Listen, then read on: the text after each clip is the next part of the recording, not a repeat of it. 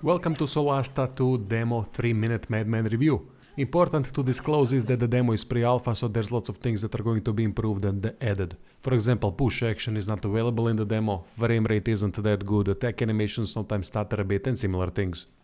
So let's talk about the demo, you stone-faced bastards. It is immediately clear how better looking the game is. Visual effects, character details, locations. Starting location in the demo is beautiful, with an awesome looking sea encapsulating the shore and caves where most of the action happens. Then there's a very nice atmosphere regarding the tremors and the looming dragon briefly seen underwater. Such details add a lot in getting the player invested into what is going on. Out of all the visual upgrades, I think I like location upgrades the most. Even the caves are very detailed and I like how in the demo tide plays a factor. We'll see if that is just a one and done story-based trigger event, or are we going to see more of that stuff in the full game? Meaning day, night and tide cycles that open up new exploration possibilities. Overall, regarding the facelift that the sequel received, I'm more than happy with what I see. Proper upgrade. Combat is pretty much the same from the original, and that is absolutely fine. One of the better implemented D&D combat systems with great encounter setups and enemy variety. Enemies look great in the sequel, but they did so in the original as well. What I want to see is lots of environment interaction options in the full game.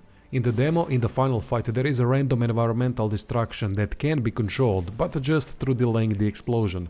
That's nice, but I'm talking more along the lines of bridges that can be destroyed, rocks pushed, enemies shoved into instant death, and so on. I've considered the Solasta as D&D light due to less options in terms of spell choices and more streamlined character progression, but that isn't necessarily a bad thing. Makes the game more accessible, and what's important is that Solasta does it in a way that it doesn't take away from D&D experience by retaining core components. Writing-wise, demo seems solid. We interact with the villagers that have trouble with tremors that can't be explained. Another cool problem is the dragon situation. Basically, villagers have an agreement with the dragon that nests close by offering various pearls in exchange for, dragon and not burning the whole village down. Going to be interesting to see how the dragon situation develops. Story behind Tremors takes us to kobolds and introduces the stone-faced race called Cyclas. Seems as the stony bastards are going to be the common enemy in the sequel, like the menacing lizard race that I really liked was in the first game.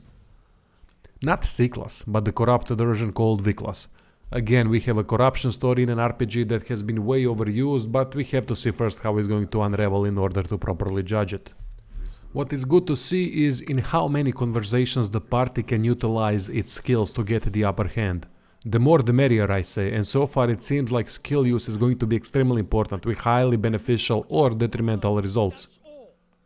By talking things out with kobolds, they arrived for the final battle to help out, which made the fight much easier. Overall, I really liked the demo as it retains the familiar Solasta spirit, but with improvements that take the experience to the next level.